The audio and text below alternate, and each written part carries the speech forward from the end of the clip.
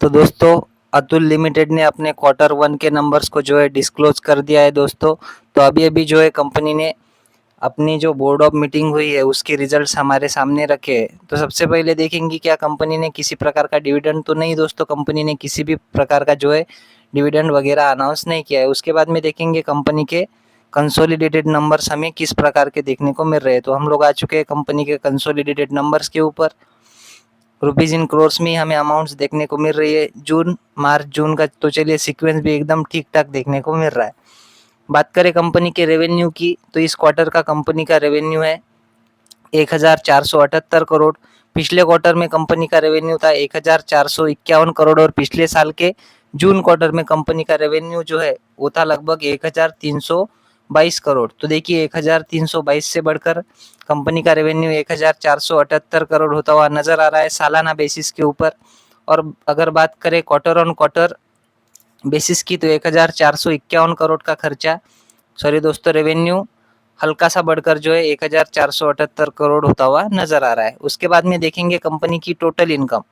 So total income क्या होती है, जैसा कि आपको पता ही है रेवेन्यू प्लस अदर इनकम का जो है इसमें पोर्शन देखने को मिल जाता है। तो कंपनी की इस क्वार्टर की टोटल इनकम है 1504 करोड़। पिछले क्वार्टर में थी 1500 करोड़ और पिछले साल के जून क्वार्टर में कंपनी की टोटल इनकम थी 1335 करोड़। तो देखिए सालाना बेसिस के ऊपर कंपनी की टोटल इनकम 1335 करोड़ से बढ़कर 1504 करोड़ होती हुई नजर आ रही है। और अगर बात करें क्वार्टर ऑन क्वार्टर बेसिस की, तो 1500 की इनकम 1504 करोड़ यानी कि स्लाइटली अब जो इनकम होती हुई नजर आ रही है क्वार्टर ऑन क्वार्टर बेसिस के ऊपर। उसके बाद में बात करें दोस्तों कंपनी के खर्चों की, तो यहाँ पर देखिए थोड़ा सा जो है मैं जूम कर लेता हूँ, मतलब आपको थोड़ी क्लैरिटी आएगी। तो देखिए कंपनी के पिछले क्वार्टर के खर्चे थे 1315 करोड़, जो इस क्वार्टर में बढ़कर हो चुके हैं 1329 करोड़।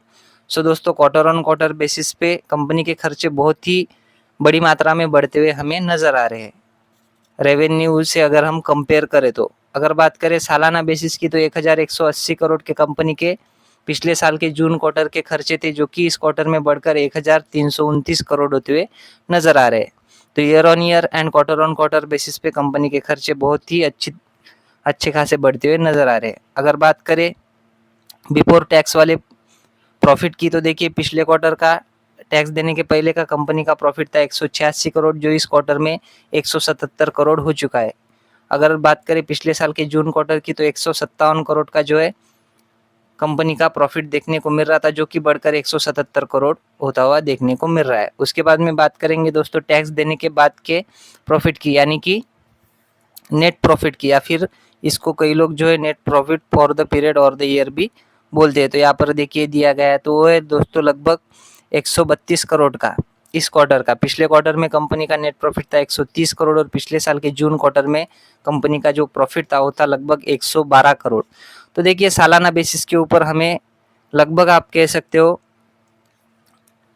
कि 5-7% तक की जंप देखने को मिल रही है। क्वार्टर ऑन क्वार्टर बेसिस की बात करें तो स्लाइटली जो है अब कंपनी का नेट प्रॉफिट जाता हुआ देखने को मिल रहा है। इतना कुछ मतलब डिफरेंस देखने को नहीं मिल रहा है क्वार्टर ऑन क्वार्टर बेसिस के ऊपर। उसके बाद में देख लेते हैं कंपनी के ईपीएस को। तो देखिए कंपनी का पिछले क्वार्टर का ईपीएस था 42 रुपये 97 पैसे, जो इस क्वार्टर में बढ़कर हो चुका है 43 रुपये 40 पैसे। और पिछले साल के जून क्वार्टर में कंपनी का ईपीएस था 38 रुपये का, जो इस क्वार्टर में 43 रुपीज एंड 40 पैसे होता हुआ नजर आ रहा है। तो सालाना बेसिस के ऊपर एक अच्छी खासी जंप ईपीएस में देखने को मिल रही है। क्वार्टर ऑन क्वार्टर जो है मार्जिनली अप हमें कंपनी का ईपीएस देखने को मिल रहा है। तो दोस्तों कंपनी के जो नंबर्स है वो ईयर ऑन ईयर बेसिस पे तो बहुत अच्छे देखने को मिल रहे हैं, लेकिन क्वार्टर ऑन क्वार्टर बेसिस पे स्लाइटली या फिर कह सकते हो मार्जिनली अब देखने को मिल रहे हैं। सो आशा करता हूँ दोस्तों वीडियो आपको इन्फॉर्मेटिव लगी होगी। अगर वीडियो अच्छी लगी हो तो वीडियो को लाइक और चैनल को सब्सक्राइब भी कर देना। मिलते हैं नेक्स्ट वीडियो में, तब तक के लिए धन्यवाद, बाय बाय।